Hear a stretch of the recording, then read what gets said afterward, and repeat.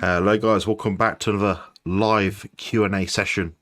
Carnivore Team GB with myself, Jonathan, Coach Stephen and Phil.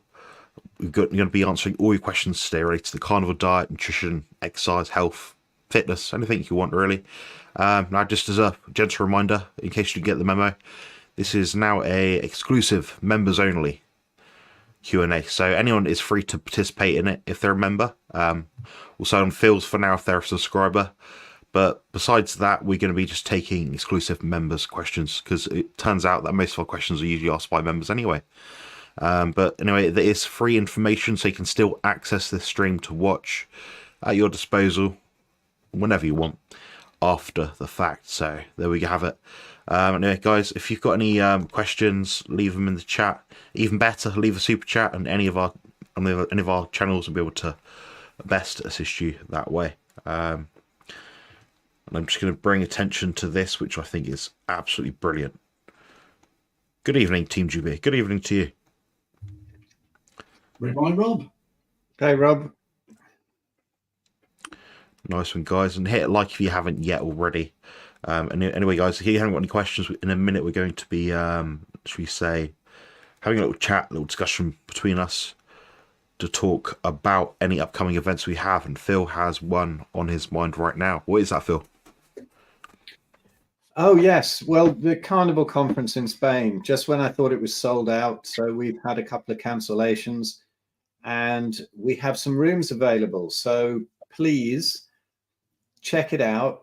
You can find it at thebigfatchallenge.com. Click the event button at the top or contact me through my Substack below my name there and ask me, because at this late stage, we might even come up with some deals. And this is just an incredible conference. We did it in 2019. Nobody's forgotten it yet. It was absolutely magical. And this time it's going to be better. There's Anthony Chafee there. We've got Zofia Clemens from Paleomedicina. We've got Sarah Pugh. We've got other speakers and just hanging out with these people for a whole week. So imagine the questions you can get answered.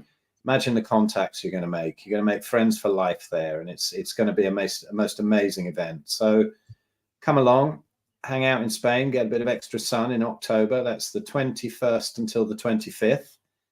And you can easily find it. Just message me, and I'm open to deals at this stage. I don't want to be stressing out. I want to get all of the other things I've got to pay for and get all the things sorted out at the venue. So I'm not really bothered about massive full prices. So here's your chance. Get in contact with me today or tomorrow, preferably. Have the most amazing experience there. That sounds very exclusive. Wish I could have made that one. I'm actually very upset I can't, but never mind. What about you, Coach Stephen? What's on your agenda at the moment? Well, I am trying to do more interviews about bloods and testing and labs and a bit more sciencey. I think I'm enjoying the success stories, but a lot of people ask me for a bit more. And the last two interviews I did, people wanted to know, well, how does that work? Why is that getting better? So you will still see the success stories. You will still see those, but also you will see probably deeper dives and a little bit more about mechanisms and sort of science behind stuff, and also branching out further into bloods because people really are enjoying it. So although it's no, I don't think it's controversial. It just goes against the narrative, but it's more joined up thinking and it helps people. So I've got a couple of interviews lined up tomorrow, which I think are going to be amazing, but I can't tell you about them because I want to make sure I'm allowed to talk about them. So yeah, it's all good at the moment. That sounds good. Yeah, I've been making a couple of videos myself recently. I actually collaborated with Lee earlier, so that's Kent Carnivore. We did a reaction video to Eddie Hall and his 30-day in carnivore diet challenge. It was a tremendous success, and you guys can enjoy that in due course. Lee's going to do a great job of the editing on his part. He's made it look really snazzy already. Anyway, we're going to be... it's about 36 minutes long, and it's just a pure hilarious reaction. I make a lot of silly jokes in it and make an absolute cock of myself, so you guys might really enjoy that even more. Other than that, I've got 2 upcoming videos. So one is a carnivore diet food tier list. And as you can imagine, of course, it's going to be quite controversial, but within good reason. And the next one is about training methodology, notably, basically the difference between using a resistance machine versus a free weight, and what I think is the best option between those two. Kind of go into the science a little bit and just gives people quite a rudimentary yet detailed kind of explanation of which one's which and which one's better for different reasons. But that's all good. Anyway, yeah. Also, thanks so much for the €10 to begin with. Much appreciated. That's about 8 or 9 British squid. We get about 70% of that, so I've probably accumulated about £5 from that, which is absolutely excellent. That's like what is that, like a dozen eggs or something? I don't know. I pay a lot for eggs. Well, you'd get a couple of braising steaks from Morrison's for that, actually. That's true. Yeah, they're pretty good. Yeah, I mean, I'm eating very tough steaks now though. This last week. Yeah. I mean, the braising steak. If you cook it slightly slower, you'll get away with pretending it's a ribeye, I think. Yeah, we'll try it. We'll test it. we'll run the experiment. Something about your microphone. You're not using your pro microphone. I'm hearing reverb. Yeah, I've moved it. Okay. Yeah, it sounds much better. I had it up there out the way because I was working on a video where I wasn't talking, basically, and I didn't put it back. Rookie mistake. Yeah. Something about. Yeah, I'm looking forward to changing up my studio at some point soon. In the near future, so I'm gonna have my own area, so I can actually have my green screen behind me. There's a black cover over it, and there's a green screen, and it rolls up and down like a big banner thing. It's quite snazzy, just very heavy and cumbersome to move around. Anyway, the idea is I have that in front of whatever backdrop I have behind me, so I can put it down, pull it up. So if I want to do a standing video, an explanation video, I can do that. The other thing I want to do, which is a bit bizarre, I think not Dr. Berg, maybe someone else does it, but they have. It's in front of them. They're sat quite far back, or standing quite far back from the camera, and they've got a clear panel across them. But then they draw on a panel like to demonstrate, this is the nucleus, that sort of thing. So I want to do something like that. The next step up is Stan. That's the one. Or Stenekberg, anyway, something like that. That's it. What do you think of his video? I mean, he does a lot of like, what happens when you do this for 30 days and 200 eggs in 7. What do you think about those sort of videos? Well, he does that to get people to the channel, because when he does stuff that isn't like that, where he just talks about, I don't know, EPA, DHA or something like that, or vitamin D, they're really good videos. I think he's got a nice way about him. He's not carnivore. I would guess, I would speculate, he probably is himself, possibly, but maybe not on the channel. I don't know. So yeah, it's good presentation. I think he obviously, if a former Olympic champion or Olympian champion, as he says, so he's got some good background, hasn't he? He's well known as a performance sort of guru. So I like them. I like his style, definitely. This screen in front of him and writing in front, I think, is quite engaging. Anything with animation that makes something complex seem really easy is right up my street. I mean, I'm toying with sort of live doodling on my iPad and linking that up to a video. So actually, as I talk, I'm drawing what I'm talking about, and I'm trying to look at that. Years and years ago, I was a big fan of a guy whose name escapes me, but it was all about memory. And he was on TV, but he had an overhead projector, and he would draw on this projector thing like you had at school and do his little presentation, and then just basically use a wheel and roll it onto the next bit and do a bit of drawing. Wow, I can't remember his name, but he wasn't actually about memory. That was a joke because I can't remember his name, but he was very good. The 7 hats of thinking was one of the things that I liked about it. It was very visual about these. You can wear 7 hats and you can look at different problems in different ways and just change your hat. I do remember that, and that's all down to the fact he animated it as he was talking. Yeah, there's a channel which focuses on like cosmic stuff and astrology. It's a guy with a beard, black hair, and he does kind of what I do in some videos. So sometimes I'll green screen myself in something. Then if I want to demonstrate something on the screen, I'll still be on it. I'll just shrink myself by like 20% my size. And then I'll just put like a notepad on the screen or notes or something, or like a Canva design, some sort of translucent thing. I don't know.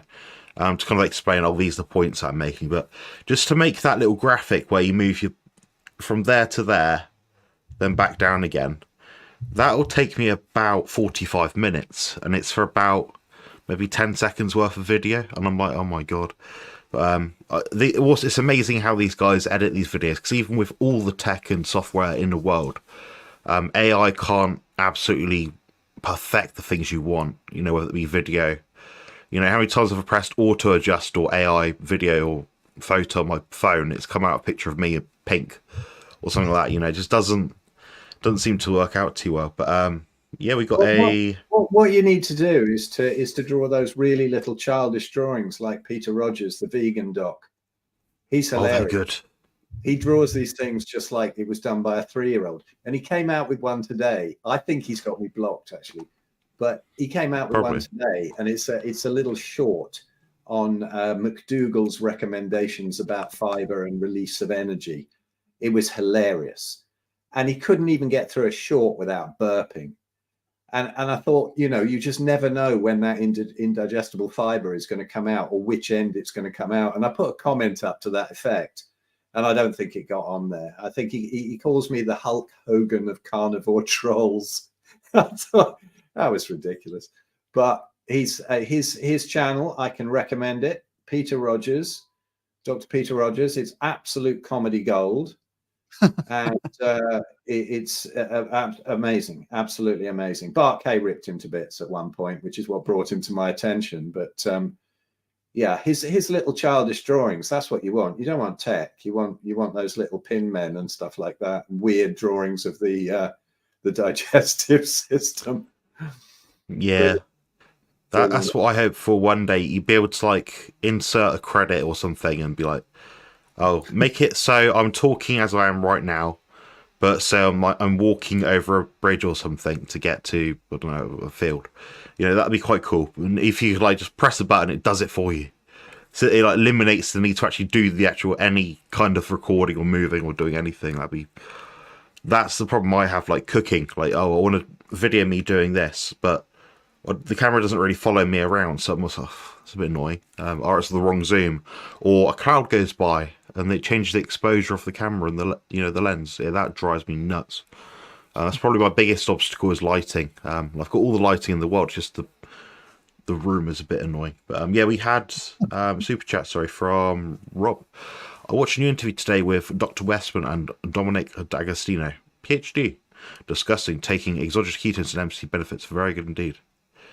Yeah, I'm of the same mind as Richard with these. Like, there's different levels to it. So, if I want like a pre-workout boost, okay, I'll do a coffee. If I want a pre-workout boost plus a bit more, I'll add some butter. If I want a bit more, add in the MCT powder. If I want a bit more, then I'll add in the ketones. So, I think you get the biggest benefit from the more affordable things, but the extra little top-up bits you get, you end up paying more for it, obviously. So, but the exogenous ketones do seem to give me a performance benefit.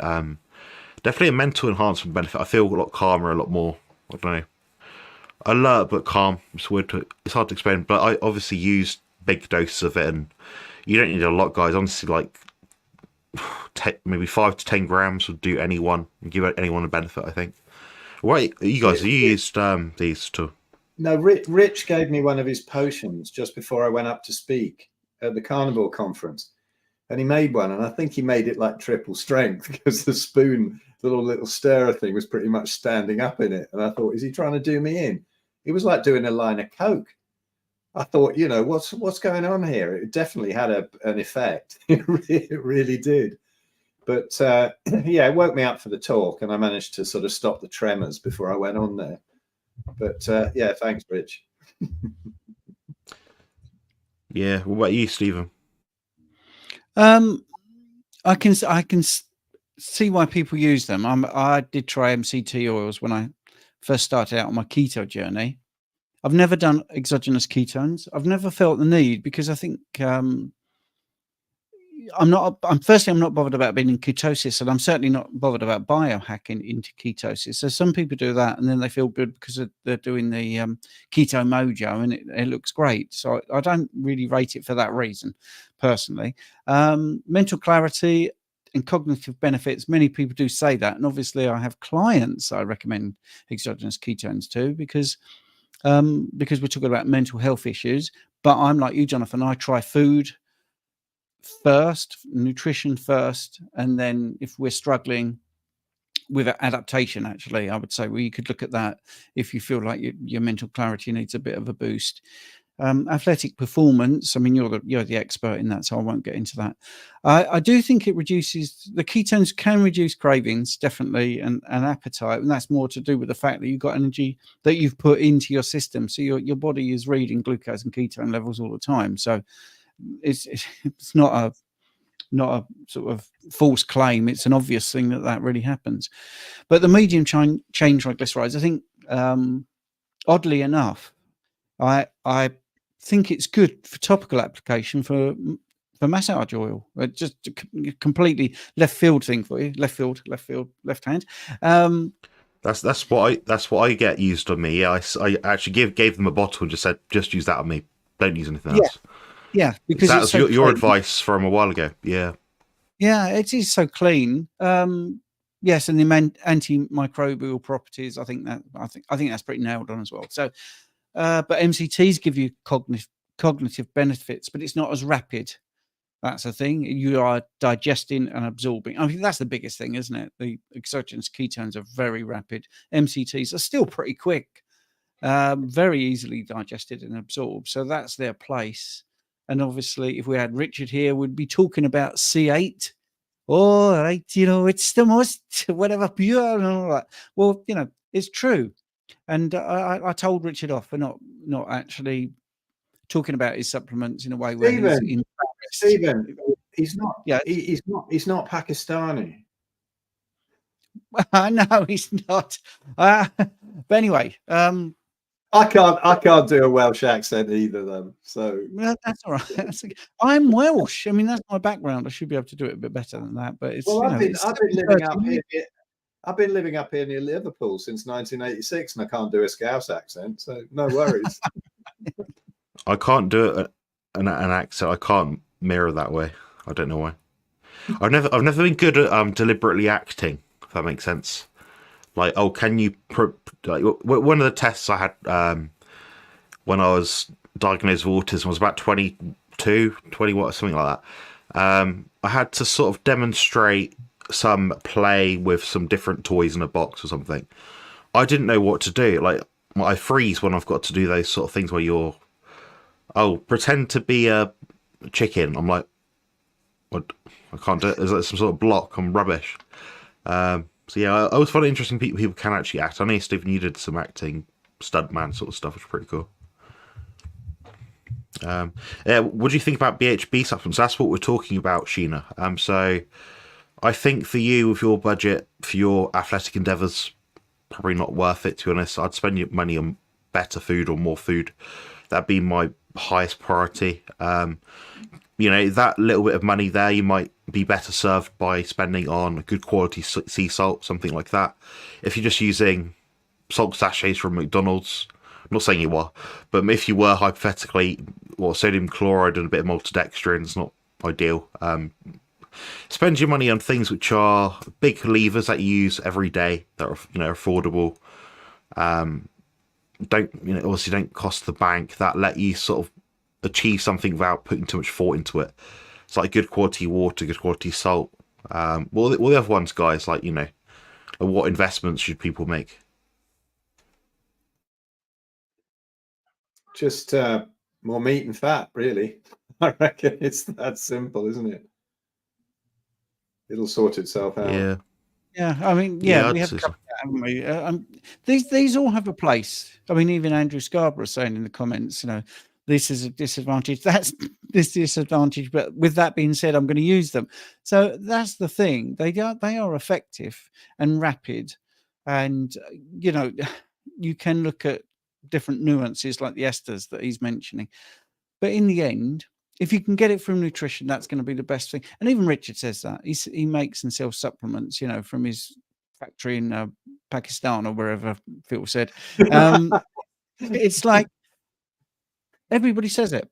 The good manufacturers supplements all say try food first, get to food, and if the food can't do it, then you give yourself a little bit of a bridge, you know, for 6 weeks, 8 weeks, however long it takes. But if you feel really good on them, you know, fill your boots, do it, because they're not damaging in any way. But I do feel food is the best way to go. Yeah, Sheena, get in contact with me soon if you want advice of what you say. You got like, oh, Jonathan, my budget's $30. Like, okay, well, this is probably the best you're gonna get for $30 with you in your current state as you are, health status, all that sort of stuff, body fat, muscle mass. I'll give you a good sort of a solid example of what you might be best served doing. There we go. We actually met this gentleman at the Carnivore conference. Paul. Once a week man, yes. Oh yeah, once a week man. Very interesting. So what do you think? What do we think about synthetic and natural materials in clothing? Which are the best? Does it matter? Yes. Well, I saw Phil wearing leathers. Very good. Very good. I wish they did them in my size though, because they don't. So it's really annoying. But what do you guys know about clothing? Obviously, like cotton and things like that can be better. Is there like a hierarchy of clothing materials? Yes. Yeah. Yes. Tell me about it, because I'm ill informed. I don't know much. Right. Well, I'll tell you a little anecdote. Many years ago, there was a program where Jack D, the UK comedian, was taken out of his comfort zone and put into a very cold environment. And he had all his man-made Gore-Tex and this, that, and the other. And he was in the snow, and then he was hunting and all this sort of stuff. And he didn't want to wear all the animal clothing. He didn't want to wear any of the natural clothing. He had all this man-made stuff. That actually wasn't even a part of the show. But within about 3 days, he'd given up on all the high-tech stuff and said, nothing's beating this. I can move more. It's more breathable. So then let's go back to the question. That's exactly the difference. All of our stuff, you know, our bedding and everything is all natural fibers. It's all more breathable. It moves better. It feels better. There's less skin irritation. You're unlikely to be allergic to it, actually. Some people can be, but that's because they're eating the wrong things. Those fibers tend to be natural, and most things are most of the man-made things are copies or trying to duplicate the brilliance of something natural. So if you take like a duvet, there you go, a little bit of French, your actual French for you there, Phil. You know, a duck feathered duvet is beautiful. It's great. It's very insulating. It just lies on you fantastically. If you get one of those sort of plasticky mixes, they'll keep you warm, but it's just not the same. It's not as luxurious feeling. Then you also get the moisture, you know, the breathability and the moisture. They call it moisture or wicking, you know, but basically it goes away. We had this with the builder recently, because everybody knows, I think, that my roof collapsed and we had a flood in the house and all that, and we were worried about some bricks, and we got into this thing about moisture. Well, this house is 150 years old. Those bricks are still breathing, which is good.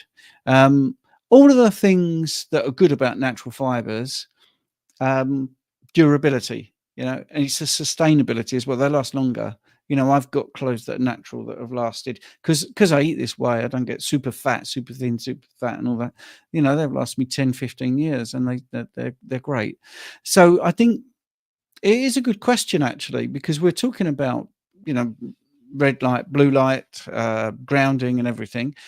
Then what's the point of putting on a shirt that's made of plastic? Now, yesterday, Jane said, you know, smarten your act up, get a black shirt, look like Huberman. And she tried to get me a black shirt from Next. And it was just, I put it on, I can't wear this. This is horrible. It's like plastic. So when you've worn something that isn't plastic, you really notice it straight away. I was very uncomfortable. you know, I think it's a much better question than maybe you first think, because it does go quite deep. Well, everything goes in through our skin as well as goes in through our digestive tract. And so these are often full of all sorts of horrible chemicals, especially when they're new. And I think one of the worst things is the sort of women's underwear of man-made fibers, because there's a particularly delicate, absorbent. I don't like them on either. Yeah, and it's just you don't want to be wearing that. Yeah, it's no good. Ribeye Rob says my duvet is 80% Hungarian goose down. Nice. Yeah, it actually reminds me of one of my favorite band names ever, which was the Well Hungarians. Did they release a 12-inch? Sorry. Nice one. Yes, I expect they did. Sorry. Well, yeah, we do have a question, so I want to make sure Kevin gets his money's worth. So thank you for joining, Kevin. Any advice on helping histamine intolerance besides getting unaged meat, not eating leftovers? It'll be convenient with my work schedule to meal prep in advance. Leftovers bother my stomach. I find this as well. I'm sure most people think this. So when you cook a roast turkey at Christmas, whatever, you get like the meal after, or like the meals after, usually like the rest of the roast turkey sliced up cold meats. You know, I find I can eat them. I can eat quite a bit of them, but my stomach is like churning afterwards. It's sore.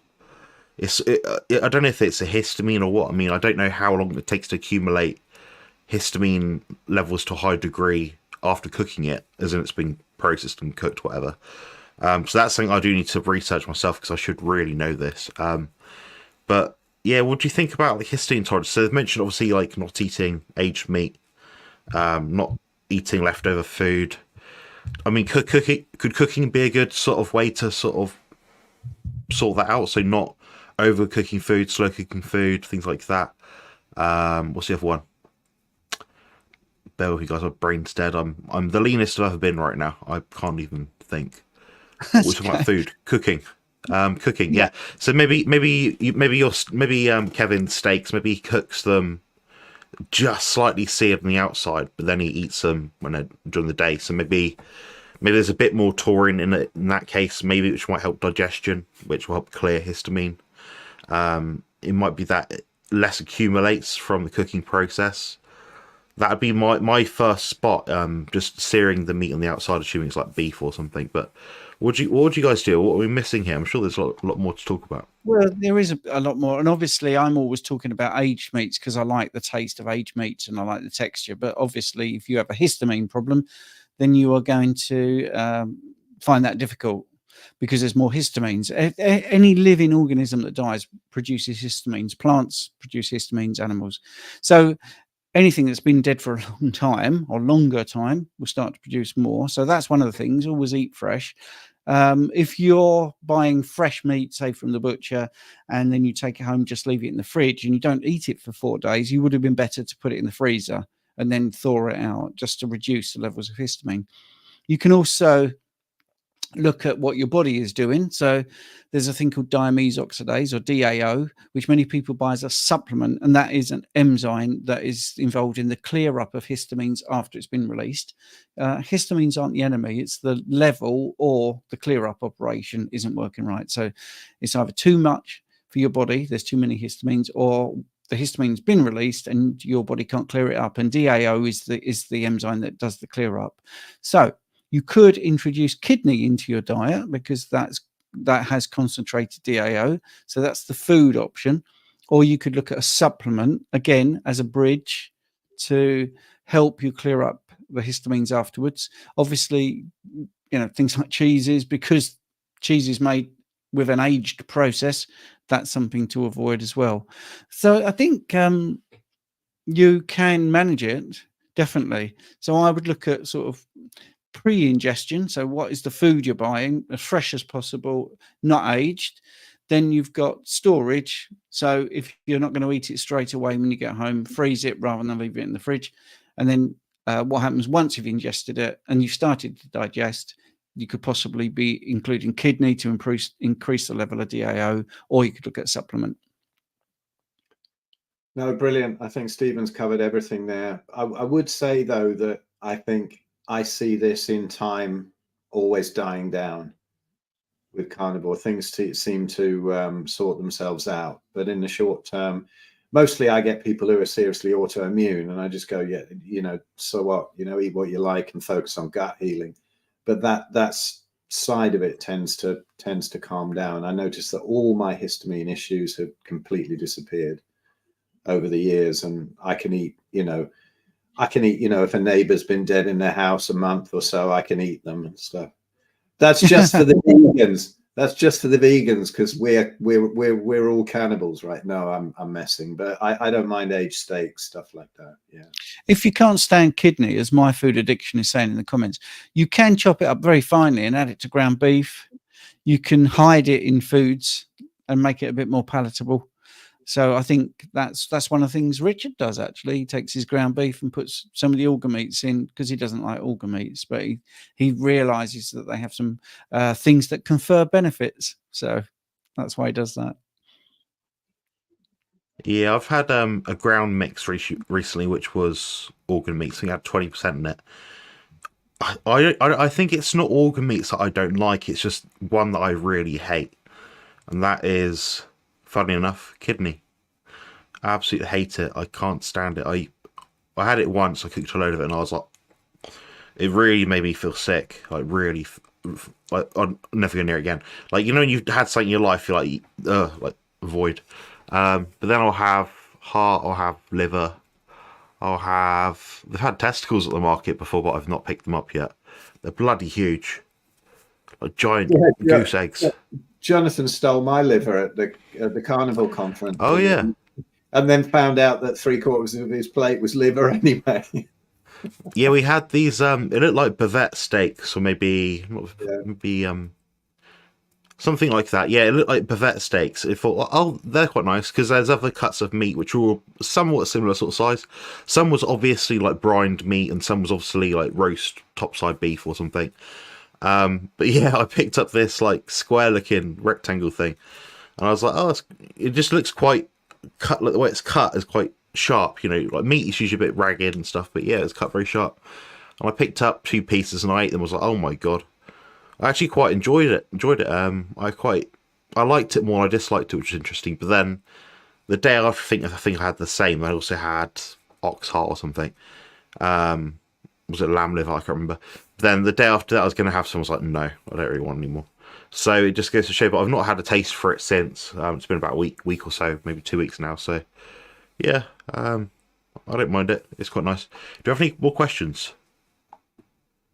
Has Keir Starmer gone carnivore? Today he demanded the return of sausages. Well, he has into Scotch eggs, wasn't he, at one point? The problem here is I think it goes down, because Andrew here says testicles are delicious, and I think that ties in with the Keir Starmer thing here, because I don't know. I mean, Keir Starmer was probably one of these public school boys, wasn't he? And I think that might not be the sausage that he's talking about. So I doubt if he's gone carnivore. He's probably just harking back to his school days, because I went to public school, but I didn't get involved in that. I spent most nights carp fishing and then got out early.